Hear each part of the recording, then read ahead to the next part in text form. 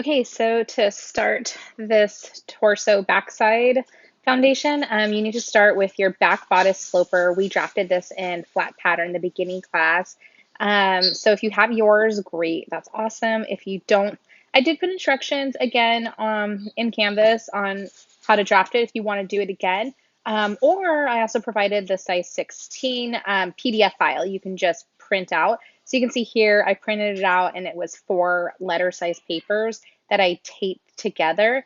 There's also a 1-inch box in the middle. So just after you print it, measure that box, make sure it's still 1 inch. This was printed for me out of Illustrator, so I just butt up the edges. But if you're printing it out of Adobe Acrobat, they put little crosshatch like marks that you would just line up. So figure it out. There's lots of measurements all over the paper, so you can make sure that you actually did it correctly. You can remeasure it and figure it out. But anyways, you want to start with this, and then you're going to go ahead and cut it out, and we will get started.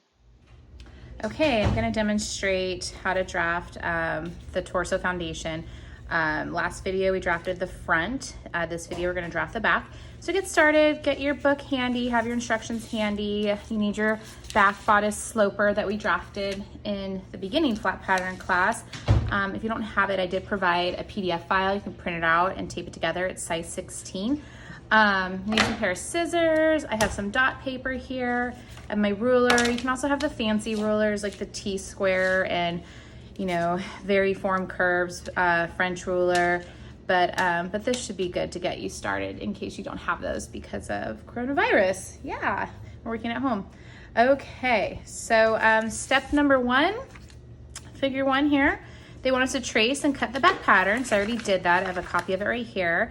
They want us to label the side waist, the letter X. So this is our side seam. Here's our waist. So X, it will just be in the corner. Okay. They want us to draw a slash line as illustrated, and then they don't want us to actually slash it until later. So it looks like they illustrated 2 inches.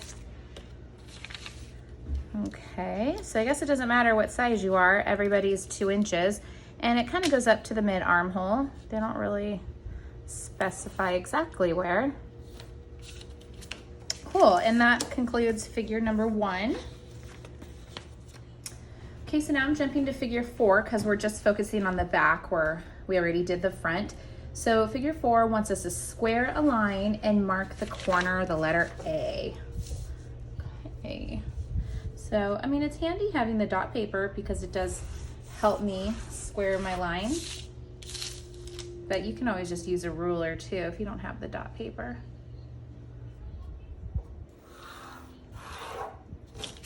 Okay, and this is going to be letter A, the bottom corner. Okay, they want us to measure A to B, and in the front one, that was kind of confusing. They didn't really give us a measurement, but here they're saying it's the hip arc plus 1/2 inch. So my hip arc measurement that I'm working with for size 16 was 10 3/4. So I'm gonna add 1/2, so that should be 11 1/4. So I am marking 11 inches and 1/4. Okay, and that's B. Okay, B to C, that's going to be square. If you see in the illustration, they have this little mark. That means it's a 90-degree angle. So I'm going to square straight up, and they want that measurement to be our front hip depth. Now, when I first read that, I was wondering, is that a typo? Isn't it supposed to be the back hip depth? But no, they want a line that matches the front one. So they do want your front hip depth. So mine is, I think mine is 8 3/4. Okay. There we go. Squaring off. And that's letter C. They want us to now draw this all the way to our center front line, and then we got to mark that D. Oh, oopsies, lost control there. Cool. Okay. The next bullet point says a dot mark 3/4 inch from C.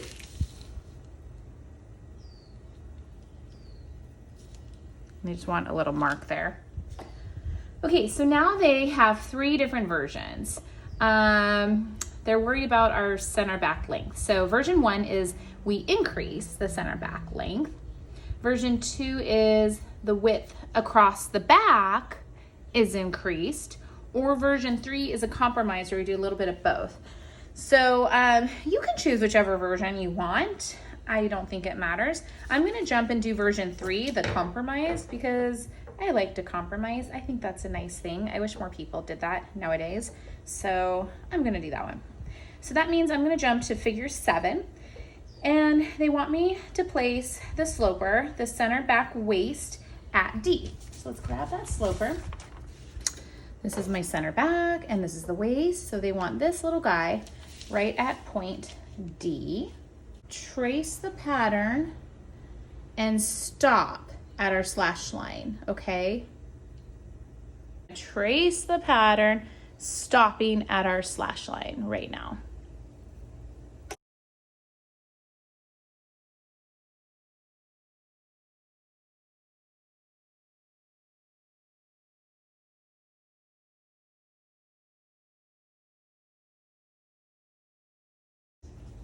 Okay, so I traced it and I stopped right here. So this part's not traced. Okay, they want us to pivot at the curve of the armhole until the side waist touches C. So you know what, they forgot, maybe they said it earlier in one of the other versions, but we need to actually slash this guy now. It is time for him to be slashed.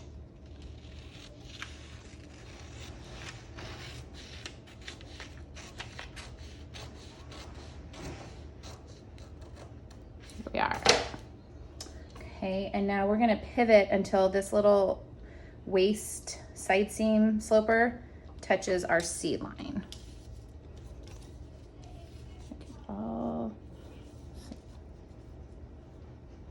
Okay, there we go. And then they want us to trace that.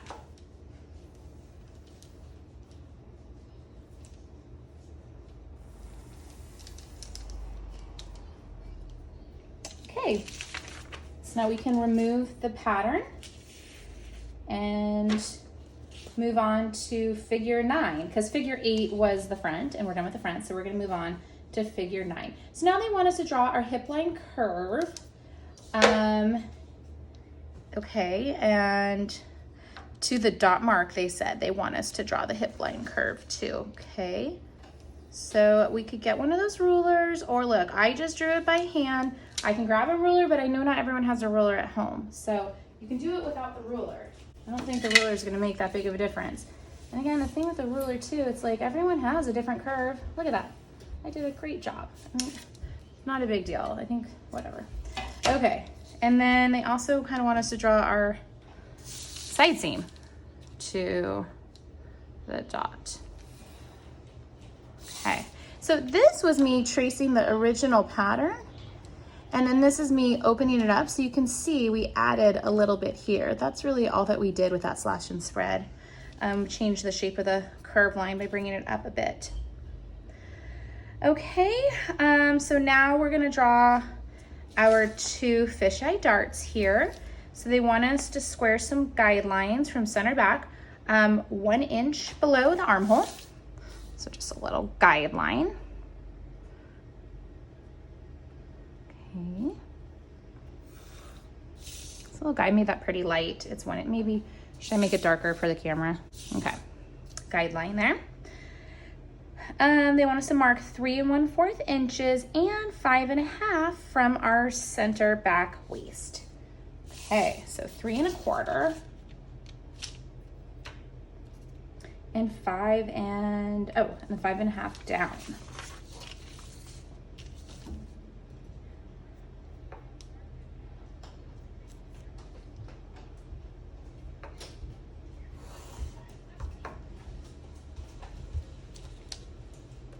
Okay. Okay, squaring the lines from each mark to the guidelines. Follow the illustration for the dart intake dart. So in the illustration, they have another dart point 2 1/4 inches away. You see that in the illustration. This guy is also going to be 5 1/2 inches long. Okay, and then our dart intake, they just have 1/2 inch on each side. So kind of put a little mark here, a little mark here. 1/2 inch, 1/2 inch. And then they're gonna go all the way up to our guideline. So we should square that up all the way. It's basically right here. I can draw it, I guess. Okay, now we draw our little diamonds, our fisheye darts.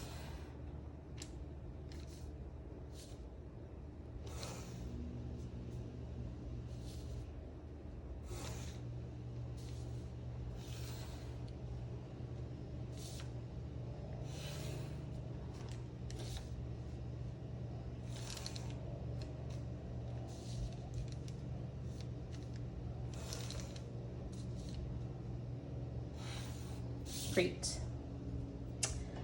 Okay, and that's it. Now we just label it and we are ready to move on to the next part of this project.